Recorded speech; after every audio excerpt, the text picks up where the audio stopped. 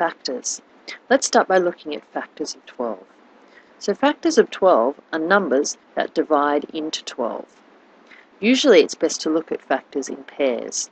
So for example, 1 times 12 gives me 12. So both 1 and 12 are factors. 2 times 6 gives me 12. So both 2 and 6 are factors. I have one more pair. 3 and 4 multiplies to give me 12. So 3 and 4 are also factors.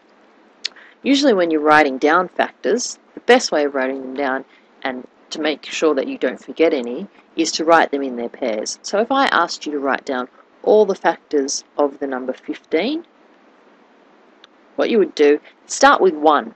So 1 times 15 is my first factor pair. 2, well 2 doesn't divide into 15 as a whole number, so we don't use 2. 3 divides into 15, so 3 times 5 is 15. So that's another factor pair. Now there are no other numbers that divide into 15, so that's all of our factors. Let's say I asked you to find all the factors of the number 20. We would do the same thing. Start with 1. So 1 and 20 is our first factor pair. Then try 2. 2 times 10 gives me 20, so that's another factor pair. 3 doesn't go into 20, so we miss that. 4 goes into 20. 4 times 5 gives me 20. So that's another factor pair.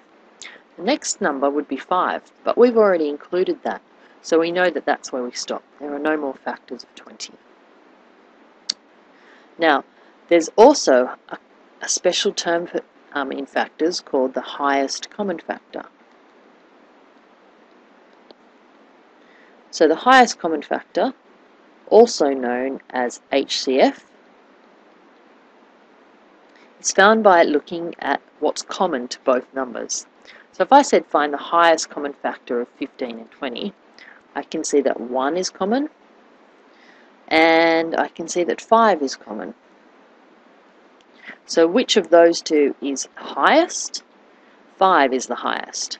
So therefore, the HCF of 15 and 20 is 5, because it's a factor of both, and it's the highest one that we have in common. While we're here, let's talk about factor trees.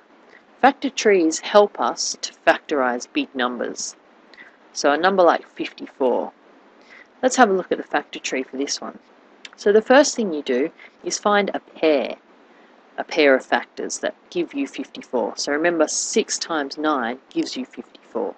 So that's how we get the first two numbers for our factor tree. Then we look at each of those individually. 6 has a factor pair. A factor pair of 2 times 3 gives me 6. So that 6 splits into 2 and 3.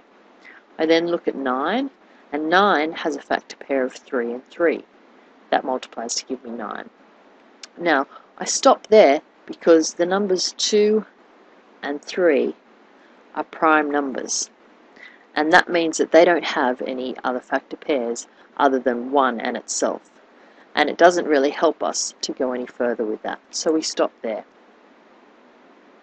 So 54 equals 2 times 3 times 3 times 3, and this is called writing 54 as a product